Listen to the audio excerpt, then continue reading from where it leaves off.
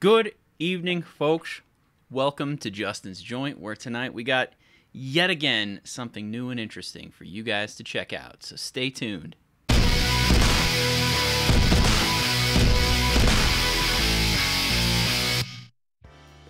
All right, guys, welcome back to the Joint, where tonight it's way too late, but I decided that it's been a while since I put up a video, and it's time for me to do this. So we're just gonna have at it. So tonight, the tobacco du jour is Peterson Deluxe Navy Rolls, and I'm gonna show you that right now. This video is not about Peterson Deluxe Navy Rolls, but I'm gonna show them to you anyway. Look at these, just beautiful coins of tobacco here. Just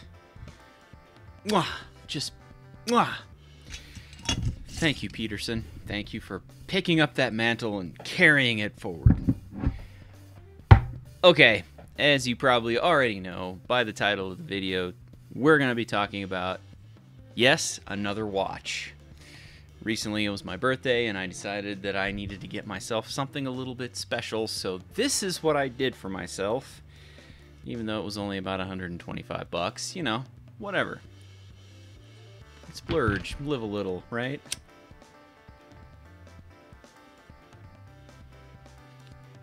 Excuse me while I read light. What we have here is a Seiko. Let me make sure I get this right. It's a Seiko SSB095.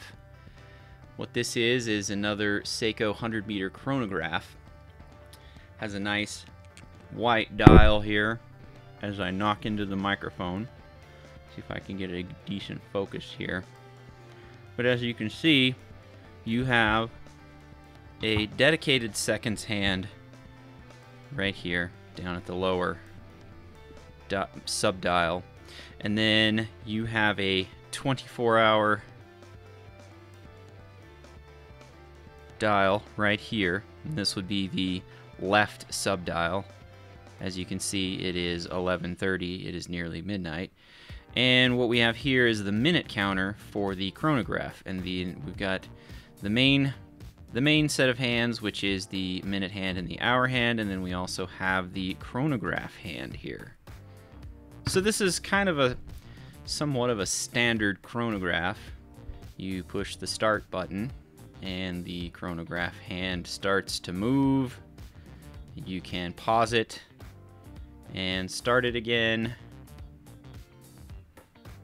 and then you can reset it right there, just like that. So this movement here is the 6T63, so 6 Tango 63, and what that is, it's a mecha quartz. So for the clock itself, you know, the seconds, minutes, and hours hands, those are actually a quartz movement. So as you can see here, well, you kind of can't see. The camera is not focusing too terribly well, but you can see the second sub-dial is ticking away. Okay, so that's the quartz part of this watch. The chronograph, though, let me start this, and you'll notice that chronograph has a nice, smooth sweep to it. That is actually a mechanical movement working in there to run the chronograph. So it's kind of an interesting combination of mechanical and quartz, which I really kind of like. I mean, I don't really mind setting a watch in the morning when I put it on and, you know, give it a couple shakes or wind it up. However, I have found that I do tend to like quartz watches for the simple fact that you don't have to do that. And this one here, it kind of gives you the best of both worlds. You get a quartz watch as far as, you know, the time, but then the chronograph is run by a mechanical system, which is kind of nice. Now, as far as the specs go, we will break out the good old calipers here, and we're just gonna give it a good measuring. So let's just say it is about 45 millimeters in diameter. It is about 53 millimeters lug to lug, and the thickness of this guy we're just gonna say about 13. 12.9, that's close enough to 13 for me. So, you know, I mean, it's not overly huge. It is a little on the bigger-ish side at a 45 millimeter. And when I wear it, it comes right to the edge. I have 6.5-inch wrists. It's maybe on the, just a smidge on the big side, but you know, it doesn't tend to bother me as much. This is really a very nice looking watch. Now, the one thing that you're going to notice about what I'm showing you versus what you're going to see, let's just say, for instance, if you purchase this off of Amazon, the minute and hour hands and all of the subdial hands, the numbers, and all of the other markings on here, they appear to be black when you look at them. And when you look at the listing on Amazon, they show up as a very vibrant blue. Now, let me tell you, they are blue. They are blue. You just have to catch it in the right light. And I don't know if I'm going to be able to do that or not. It's hard to tell through the camera viewfinder. But anyway, you just got to take my word for it. They are blue. They're just like a... It's more of like a bluing on a gun barrel or something. You have to catch it in the right light in order to really see it, which I kind of wish it was a little bit more like the picture on Amazon. But you know, for what it is, if you're out in the sunlight, you'll definitely see the blue a lot more. Like right now, I'm just hanging out down here in the basement, and you know, the light's not all that super bright, so you don't really see it. So you gotta catch it just at the right angle to see it. So the other thing this does have is it has the date down here in between the 4 and 5 o'clock positions here. So it also has a tachymeter, which is kind of a cool function, even though I don't really know when I would actually use that, but it's good to know that I have it just in case. You know, if I ever have to take some measurements of speed or, you know, quantities of a thing I can do in a period of an hour, you know, might come in handy. So it comes on this nice Seiko strap. It's like a leather alligator looking strap. Not too bad. A lot of the reviews on Amazon say that the strap is kind of cheap. And, you know, I don't know. I mean, it is what it is. I don't necessarily know that I'm going to keep it on this strap long term, especially after falling in love with the good old Jubilee bracelet. I think I'd like to try to find something similar to that to put this watch on. But for now, this strap definitely does the trick. Get a good shot of the back there.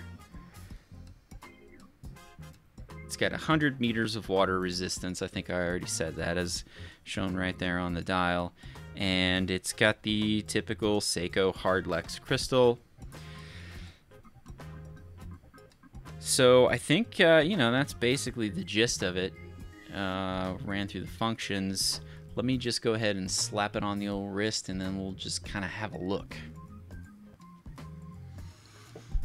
Alright, so here we are back. I got this thing stuck on my wrist, and we'll go ahead and come down here and have a look and see how it looks. Let me just move the microphone out of the way just a little bit so that I can stick my arm around here. So there you have it on my 6.5-inch wrist, and as you can see, it is a little bit large. You know, the lugs just come right to the edges of my wrist and hang over maybe just a little bit.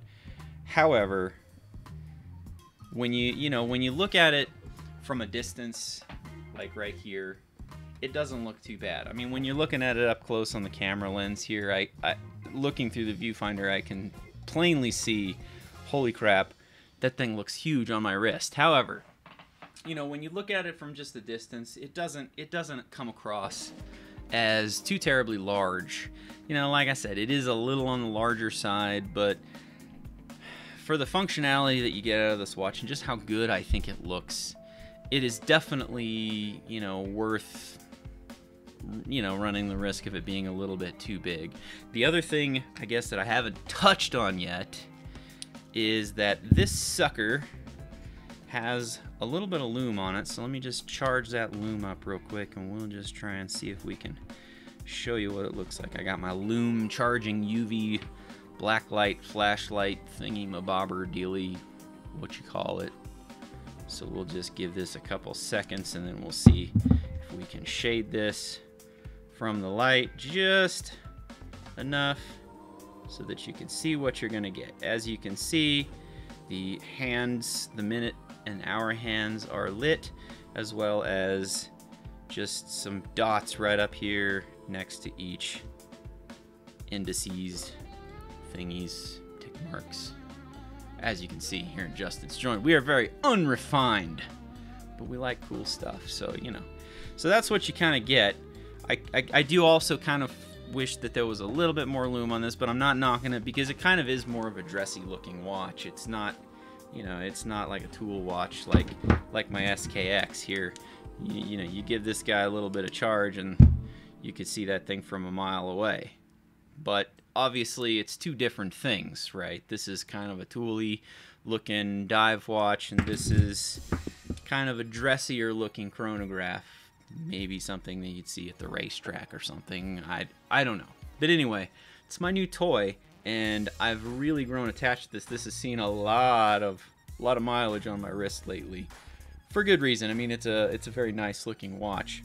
Comes in a, or at least mine came in one of these Seiko boxes, and you know, I keep all my boxes just because. But so, you know, you peel the little sleeve off and pops open. You get the Seiko pillow in there and the instruction manuals for the 6T63 movement.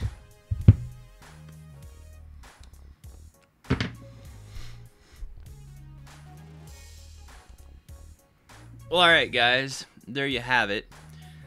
New little toy for myself, a little birthday present from me to me. And I tell you what, it's well worth the $125 that I spent on it. I mean, you could spend more than this. You could spend way more than $125 and get a much lower quality watch. I'm looking at you, MVMT. But anyway, this is a great watch. For $125, you get a Seiko Mecha Quartz movement. Gives you the best of both worlds, quartz and mechanical. You can't go wrong with this. And you know, maybe if you got some smaller wrists, smaller than mine even, it might look a little tacky, but honestly, you know, I'm willing to give people a pass on that. I mean, especially with the trend and the way things are. Watches tend to be fairly a little bit bigger, and especially with a chronograph, I'm willing to give it a pass, because if it starts to get too small, it just gets really hard to read. It gets hard to see the numbers and all the stuff on there. So, you know, that's just kind of how I feel about that whole situation. But anyway, there it is, the Seiko SSB095 100-meter chronograph from Seiko. So, until next time right here in the joint, it has been a pleasure to have you, and we will see you guys next time.